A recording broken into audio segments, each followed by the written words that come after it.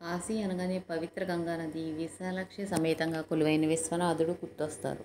ఆ స్వామితో పాటుగా అమ్మవారిని పూజించుకునే భక్తులు ఆ తర్వాత వెళ్ళేది అన్నపూర్ణాదేవి మందిరానికి.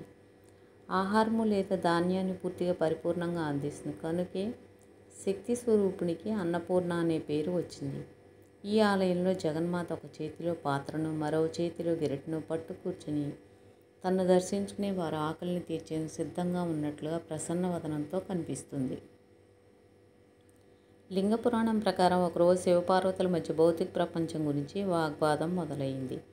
మానవులు తినే ఆహారంతో సహా భౌతికమైనదంతా కేవలం మాయేనని శివుడు పేర్కొనడంతో పార్వతీదేవి ఆగ్రహించి ప్రపంచానికి తన ప్రాముఖ్యతను చూపించేందుకు అదృశ్యమైపోయిందంట. పార్వతీదేవి అంతర్ధానంతో లోకంలో ఆహారం కరువై దేవతలతో పాటు సామాన్యులు అలమటించడం మొదలుపెట్టారట. దాన్ని చూసి కరిగిపోయిన జగన్మాత కాశీకి చేరుకుని అన్నపూర్ణగా అవతరించి అందరికీ ఆకలిని తీర్చిందంట.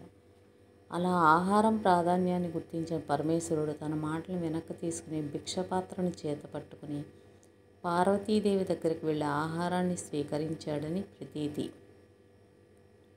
అప్పటి నుంచి పార్వతీదేవి కాశీలో అన్నపూర్ణగా కొలువు తీరిందని కథ. వారణాసికి దేవతగా, వారణాసి రాణిగా పిలిచే అన్నపూర్ణాదేవి ఆలయాన్ని 18వ శతాబ్దంలో మరాఠా మొదటి పేష్వా బాజీరావు నిర్మించాడు. కాశీ విశ్వనాథుడు ఆలయానికి దగ్గరగా ఉండే అన్నపూర్ణ మందిరంలో అమ్మవారి విగ్రహాలు 2 ఉంటాయి. అమ్మవారి ముందు భిక్షపాత్రను పట్టుకున్న పరమేశ్వరుణ్ణి చూడవచ్చు. ఇత్తడి విగ్రహాన్ని రోజువారీ దర్శనార్థం అందుబాటులో ఉంచే ఆలయ పూజారులు బంగారు రూపాన్ని ఏడాదికోసారి దీపావళి మరుసటి రోజు నిర్వహించే అన్నకూట్ ఉత్సవం నాడు బయటకు తీస్తారు.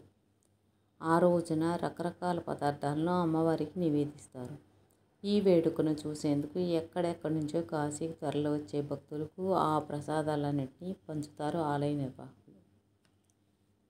విశ్వనాథుడు నగరంగా పిలిచే కాశీలో ఏ ఒక్క భక్తుడు పస్తులతో నిద్రపోడని ఓ నమ్మిక. ఇక్కడున్న వారి ఆకలిని తీర్చేందుకు అన్నపూర్ణ అన్నక్షేత్ర ట్రస్ట్ ఏర్పాటైందని చెప్తారు.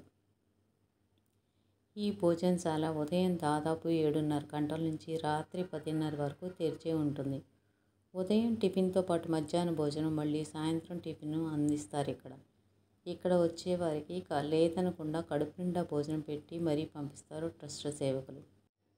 అమ్మ బిడ్డల ఆకలిని గమనించి మరీ కడుపు నిండా అన్నం పెట్టి ఆనందిస్తుంది. పిల్లల అవసరాలకు తగినట్లుగా అడిగినవన్నీ సమకూరుస్తుంది. కాశీలో కొలువైన అన్నపూర్ణాదేవి కూడా చేతిలో గెరిటితో కనిపిస్తూ భిక్షాందేహి అంటూ తనను దర్శించుకునే భక్తుల ఆకలిని తీర్చడంతో పాటు వైద్యము, వివాహము, ఉపాధి, ఆశ్రయం ఇలా సకల అవసరాలను తీర్చే తల్లి.